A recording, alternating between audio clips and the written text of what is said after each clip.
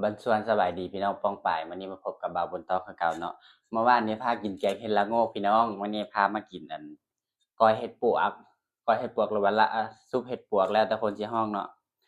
แต่บ่ต้องขอฮ้องว่าก้อยเห็ดปวกซะมาทุกคนได้เห็ดปวกมาเมื่อวานนี้กับเห็ดละโงกนะมื้อนี้มาเฮ็ดก้อยกินมาทุกคนกินนํกันเด้อ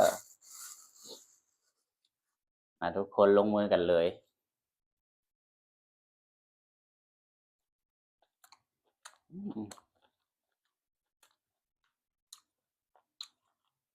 แซ่บคือเก่า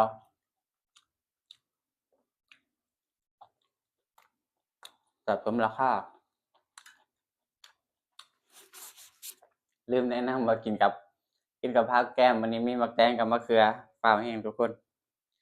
หิวข้าวตื่นมาแล้วหิวข้าวจนสั่นมาอืม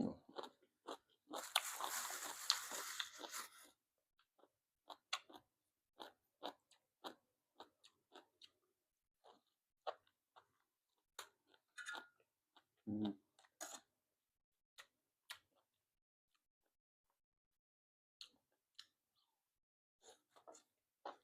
อืม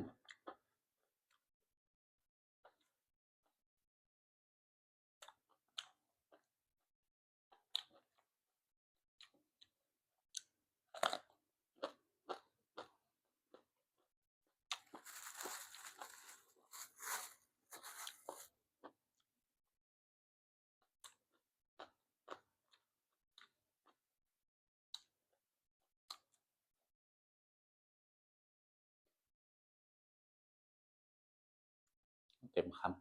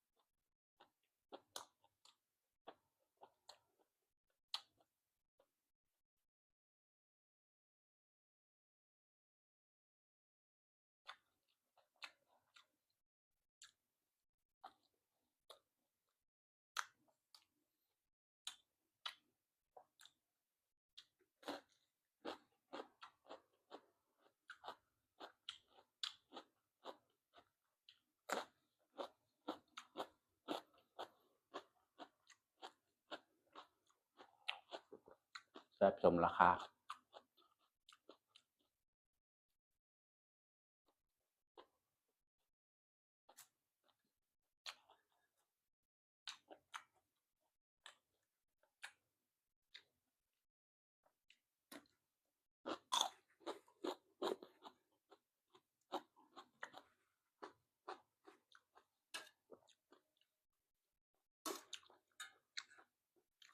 อืมมะเขือ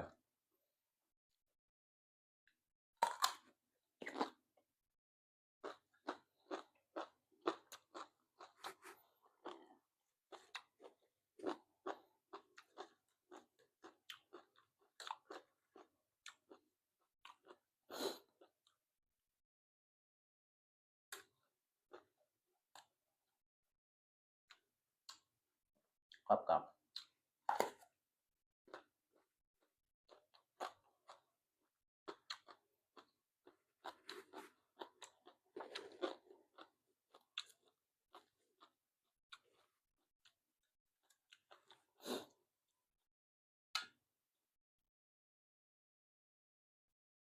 ๆโอ๊ยอย่า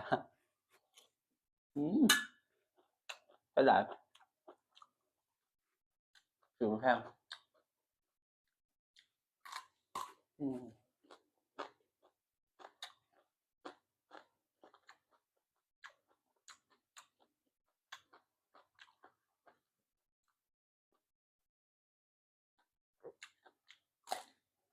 อื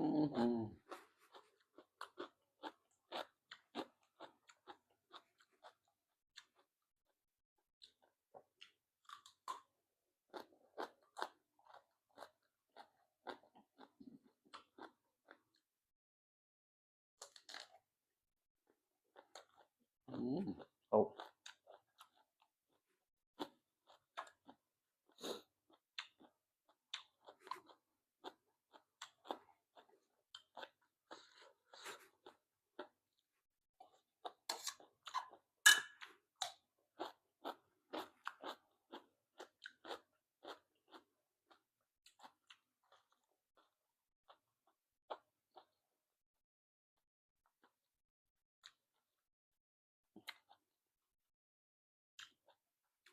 มันจะยาก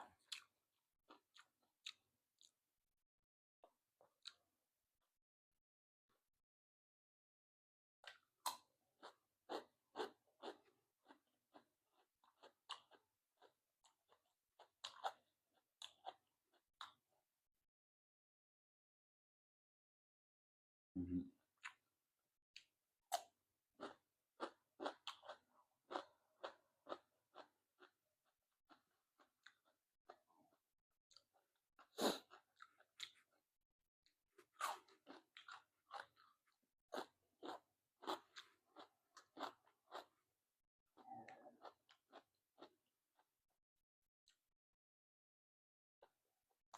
กิน